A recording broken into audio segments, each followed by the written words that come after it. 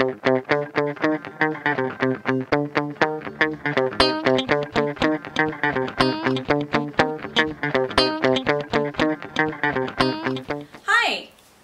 It's time to check out another one of our Las Vegas videos, and this time we're going to go birding with someone who you may not expect is into birds. Penn of Penn and Teller.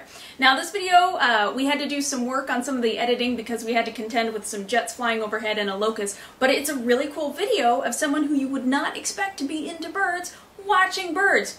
You also get to watch me try really, really hard not to geek out by birding with someone who I happen to think is very, very cool. Okay.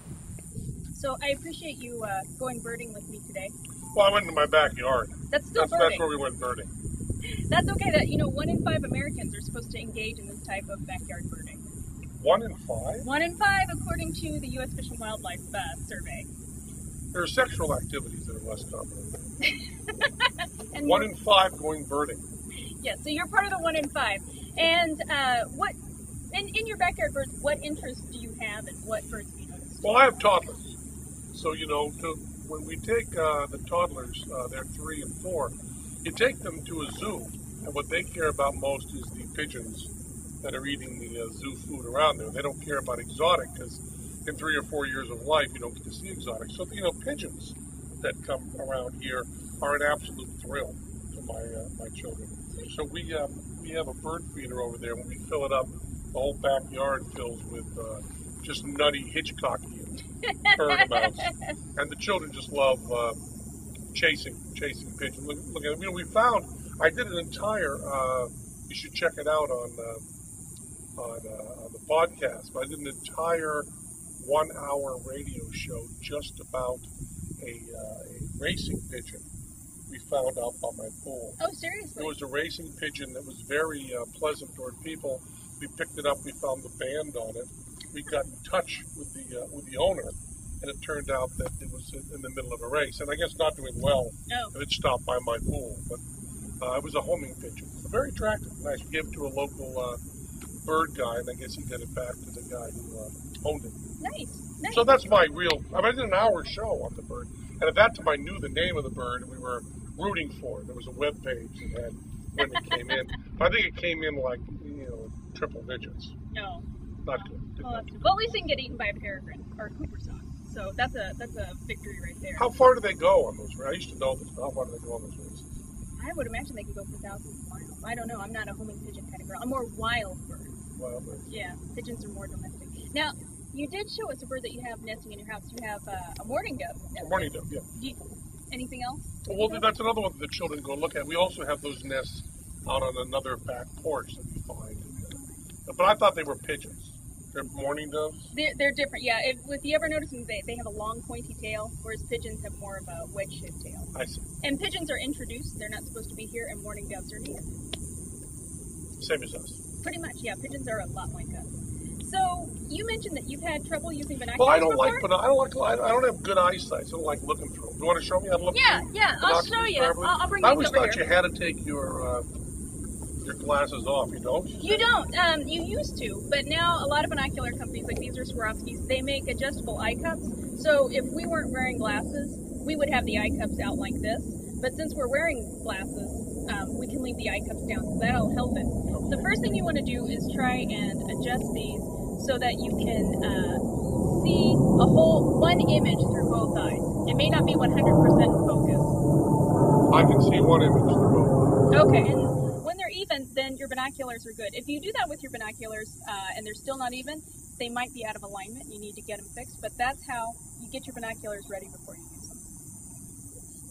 And some people, depending on the binoculars, have an adjustment on the right eye cup. Swarovskis adjust in the center. Oh, I'm not looking very far, but that bush is really focused. Yeah, take it for you'll see some heat shimmer out there because we're in the desert. Now, yours have a magnification. Let's see. There should be a number on here, 8 by 56 feet. Yeah. So the 8 means this brings the image about 8 times closer to you, and the 56 says that your binoculars let in a lot of light. They've got 56 millimeter diameter of objective lens. So at night or at dawn and dusk, yours are going to be a lot more brighter than mine. A lot more brighter? Yeah, a lot more brighter. I learned English in Indiana.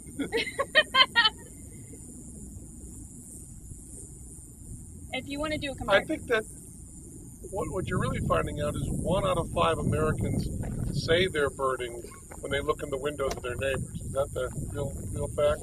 No, they're looking at birds. You think? They're looking at birds. 'Cause right now I'm trying to look in the shower. So I can see a bird that far away. You could. If you're really good, you can identify it. Uh-huh. So. Hummingbird hasn't come back yet. Has it? I haven't seen it. I saw a couple of them chasing each other around in the sky. So. Yeah, you might need more than one hummingbird feeder. You got someone who's staked out the territory. I mean, they fight over it? Oh, yeah. If there's one really good feeder, one will take it over and just not let anyone else feed. Seems right. So, do you have any bird questions? Well, I've been asking a few of them. Now, what's this bird that's one of your? Because right now my bird was called life bird. Yes. Bird that I got in your yard. My life bird is 2. I got that pigeon up there, which is also called the mourning dove, and I got this black-chinned hummingbird. 2. Those are the birds. We also see some. What I was really surprised about was up on the top of my roof. I saw a roadrunner, and I didn't know that roadrunners could fly. Kind of like turkeys. They can flap up to get a size they my need friend to. Godot said that they can fly, and that they don't fly mostly because they're assets. They want to stay right around the ground and chase things, but they can fly. So seeing a roadrunner on the roof is not impossible. No, it's not impossible. You know, we actually watched a roadrunner the other day stalking some cowbirds, and it was in the grass, and it was really low, and the cowbirds flew over it, and when they did, it jumped in the air and grabbed one and beat the crap out of it, and then ran off with it. How high did it jump? About 3 feet. Okay, so that's jumping, not flying. He flapped a little. They're flapping. He may sometimes. Oh, here's our hummingbird. There we go. Is that the male? That looks like a young male because he has just the start of the gorget, not a full gorget. But sometimes roadrunners will hang out your hummingbird feeder too, and they might eat your hummingbirds or try. Really? Yeah. It's a food chain. Sure. It's more protein. Yeah, they need protein. Oh, 2 more. Fabulous. Well, thank you so much. We're just maggoty with the hummingbirds, aren't we? And a lot of people. Now the birds that are the predator birds that are around here, I see occasionally. What kind of hawk would that be? What is that? That looks like a dove. It's flying kind of like a Eurasian collar. Wow. I'm sure she's lying. That's cool. It's cool. She just kind of looks up, sees a little flutter, and says, "It's flying like a Eurasian collar." Eurasian collared dove. Eurasian collar. They're pretty cool. You impressed, weren't you? Yeah, you would have predatory birds. We've seen a red-shouldered hawk around here. You could have a red-tailed hawk cruising around here. It's big. It's a boodio. It's got a bright red tail. Boodio? It's the type of hawk it is. You have bootios and accipiters, and it's a boodio. Boodio's easy to remember, isn't it? It's very, yeah. And is there a web page you go to that tells you geographically what you're most likely to find? You know, probably the easiest one for you would be allaboutbirds.org. It's from Cornell Lab of Ornithology, so you can trust that information. Bird-wise. Sometimes it's false information on that. There's a lot of false Oh, information. so only in birding, though, because everything else on the web is true.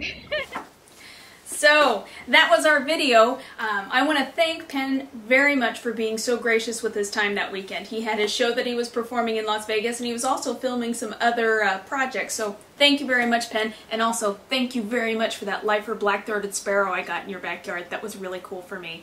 And I also want to thank Swarovski Optic, who when I said, hey, I'd like to film some videos in Las Vegas about how cool it is to go bird watching there, and they said, how can we help? And I also want to thank birdorable.com. You guys make some great shirts, and I really love the Pecker Checker t-shirt.